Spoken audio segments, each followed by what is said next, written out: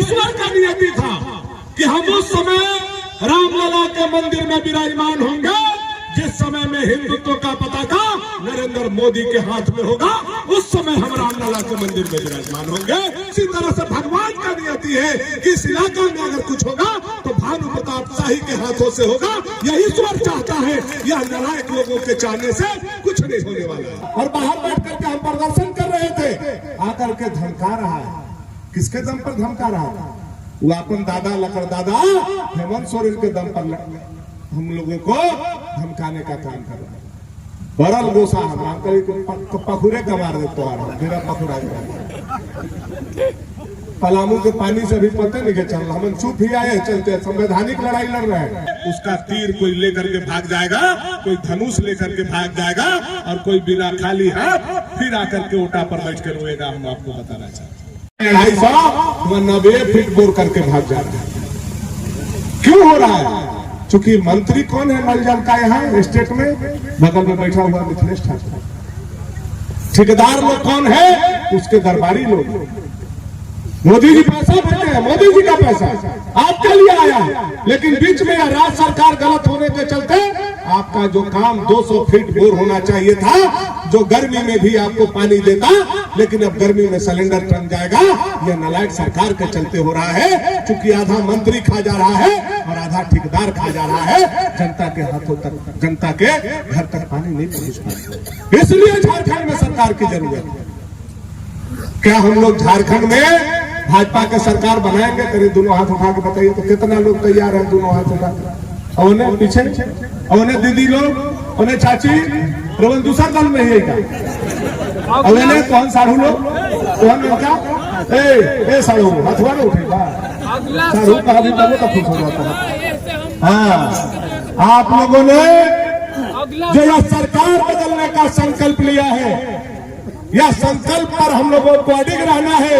और चितबिसराव पंचायत को सिर्फ एक ही बात हम कहना चाहते हैं, चितबिसराव पंचायत नगर उटारी प्रखंड में सबसे काबिल, सबसे मजबूत, सबसे समृद्ध पंचायत बना करके आपका बेटा भानु प्रताप शाही दिखाएगा।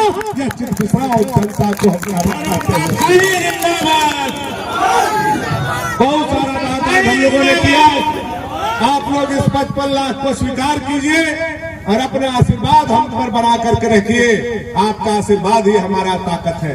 हमारे पीछे अब परिवार में भी कोई नहीं है। आप ही लोग हमारा परिवार है, आप ही लोग हमारा माई है, आप ही लोग हमारा बाप है और आप ही लोग हमारा भाई है। आपका आशीर्वाद हमारा ताकत है। एक एक लोग खड़ा हो जाइए और इस सरकार को उखाड़ करके फेंक दीजिए, ताकि कम से कम इज्जतदार जनता का इज्जत बढ़ सके और नालायक जनता का सत्यानाश हम लोगों को करना है।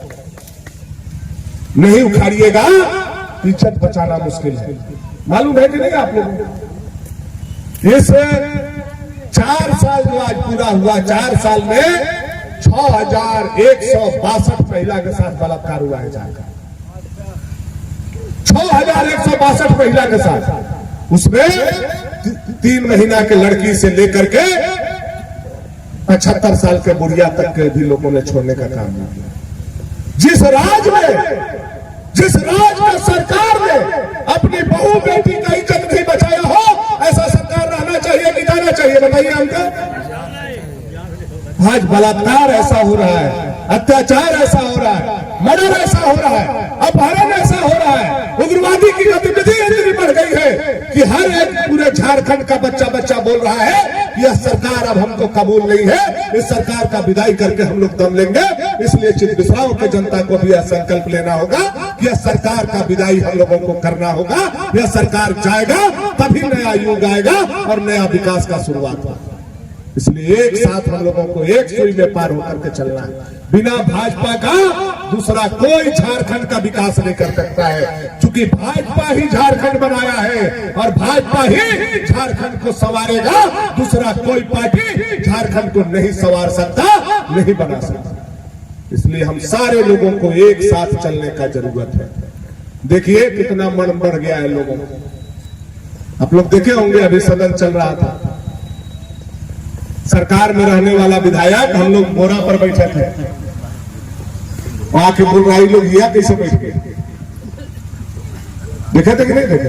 देखे थे। बहुत लोग देखे होंगे आप। हम लोग बैठे थे 3 विधायक भाजपा के जो सस्पेंड हो गए थे, नौजवान का लड़ाई लड़ रहे थे। आया इरफान अंसारी और बोला ये लोग यहाँ कैसे बैठ गए, इतना हिम्मत है उन्हें। भानु प्रताप शाही कौन है? यह नगीना शाही और लाल साहब का केवल बेटा नहीं है, 5 लाख जनता का बेटा है। वहां 5 लाख जनता ने हमको भेजने का कहा। उसी तरह से बिरंची नारायण 5 लाख जनता ने भेजने का काम किया। उसी तरह से जेपी पटेल 5 लाख जनता ने हम लोगों को भेजा। हम लोगों ने युवाओं के लिए लड़ाई लड़ा और बाहर बैठ करके हम प्रदर्शन कर रहे थे। आकर के धमका रहा है, किसके दम पर धमका रहा था? वो अपन दादा लकड़ दादा हेमंत सोरेन के दम पर हम लोगों को धमकाने का काम कर रहा है। बरल गोसा हमारा पखुरे कमार दे तो मेरा पखुरा पलामू के पानी से भी पता नहीं के चल रहा। हम चुप ही आए, चलते संवैधानिक लड़ाई लड़ रहे हैं। यह धरती झारखंड का, अगर झारखंड आज अलग हुआ तो स्वर्ग में विराजमान भारत रत्न अटल बिहारी वाजपेयी के चलते हुआ है, दूसरा किसी के चलते यह झारखंड अलग नहीं है। आज उनका देन है यह झारखंड, जिसका आज हम लोग विकास भोग रहे हैं। और वैसे लोगों का सपना को साकार करना भाजपा का काम है। हम लोग उस सपना को साकार करेंगे जो अटल जी ने झारखंड के लिए देखा। मैं आप लोगों से बस यही आग्रह करूंगा, ये बहलाने फुसलाने भटकाने लटकाने वाले लोग आएंगे, उनके बातों में नहीं आना है। एक साथ चलना है। झारखंड में आपकी सत्ता आनी चाहिए, तभी मोदी जी का भी हाथ मजबूत होगा और मोदी जी का भेजा हुआ पूरा पैसा आपके पास पहुंचेगा। अभी हमको एक शायद भगवान हमको इसके लिए चुन करके यहाँ भेजा, हम ही तो चुना है। आज देखिए अयोध्या में राम मंदिर का निर्माण हो गया। 22 तारीख को प्राण प्रतिष्ठा है। भगवान रामलला अपने मंदिर में विराजमान हुए। 500 साल, कई पीढ़ी आया और गया, कोर्ट कचहरी लड़ते लड़ते लड़ते आए, बाबर से लेकर के और 2023 तक, 2024 में 22 तारीख को यह पूरा होने जा रहा है सपना। यह ईश्वर का नियति था कि हम उस समय रामलला के मंदिर में विराजमान होंगे जिस समय में हिंदुत्व का पताका नरेंद्र मोदी के हाथ में होगा। उस समय हम रामलला के मंदिर में विराजमान होंगे और योगी के हाथ में उत्तर प्रदेश का बागडोर होगा। तब हम रामलला के मंदिर में विराजमान होंगे जिस समय हिंदुत्व प्रचंड रूप से पूरे सनातन का आगे झंडा लेकर के बढ़ेगा। तब हम रामलला के मंदिर में विराजमान होंगे। उसी तरह से भगवान का नियति है कि इस इलाका में अगर कुछ होगा तो भानु प्रताप शाही के हाथों से होगा। यह ईश्वर चाहता है, यह नालायक लोगों के चाहने से कुछ नहीं होने वाला है। ईश्वर चाहता है और जब ईश्वर चाहता है कि भानु प्रताप शाही चितमिश्रा में अस्पताल बनाएगा, जब ईश्वर चाहता है कि भानु प्रताप शाही घर बनाएगा, और जब ईश्वर चाहता है कि जो हाई स्कूल है इसको इंटर भी भानु प्रताप शाही बनवाएगा, तो दुनिया का कोई ताकत नहीं रोकेगा, भानु ही बनवाएगा। यह बात मैं विश्वास के साथ चितमिश्रा में कहना चाहता हूं। यह ईश्वर चाहता है, मैं तो केवल करने आया है, मैं तो केवल परिश्रम कर रहा हूं, जनता के साथ खड़ा हूं, उनके लिए लड़ रहा हूं, बोल रहा हूं। चाहे सदन हो, सड़क हो, चाहे युवा का बात हो, महिला का बात हो, चाहे लूट और भ्रष्टाचार रूपी या सरकार रावण रूपी बैठी हुई हो, हर एक जगह आप देखते होंगे आपका बेटा का आवाज कोई दबाने वाला नहीं है। हर जगह आपके बात को कहां किस प्लेटफॉर्म पर रखा जाए कि आपको सहूलियत हो, आपको फायदा हो, जनता को सपना साकार हो, यह मैं करने का काम करता हूं और उसी के कड़ी में यह विकास हो।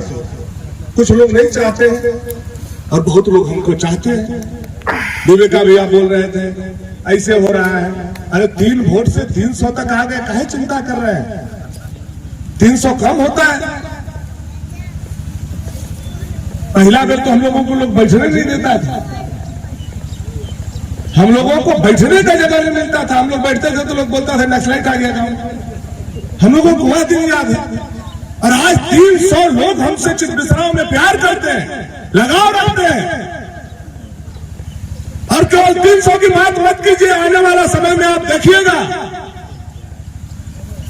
पूरा चित बिसराव मैं हो जाएगा। यहाँ केवल कमल खिलेगा, केवल कमल खिलेगा। यहाँ कोई दूसरा, जितना तीर धनुष लेकर के घूमने वाला लोग है, उसका तीर कोई लेकर के भाग जाएगा, कोई धनुष लेकर के भाग जाएगा, और कोई बिना खाली हाथ फिर आकर के ओटा पर बैठ कर रोएगा। हम आपको बताना चाहते हैं, इसलिए उन लोगों का चिंता करने का जरूरत नहीं है। अपना कर्म करते चलना है, ईमानदारी से करना है। जितना ताकत है उसका ईमानदारी से हम लोगों को काम करते रहना है। यह जनता के सुविधा जब जनता के चरणों तक पहुंचाने का काम करेंगे, जनता के मन में जब विश्वास हो जाएगा तो मोदी जी यहाँ वोट मांगने नहीं आते, और हम लोग भी अगर चित बिसराव में वोट मांगने नहीं आएंगे फिर भी मोदी जी का भर भर के वोट मिलेगा। यह विश्वास का वोट होता है, और जनता के दिल विश्वास से जीता जा सकता है, काम करके जीता जा सकता है, केवल भाषण देकर के नहीं जीता जा सकता। अब वो समय चला गया, बता रहे थे बड़का भैया कि हमारा सेवा करने के लिए बैठे। आज चित बिसराव गांव हर तरह से परिपूर्ण हो रहा है।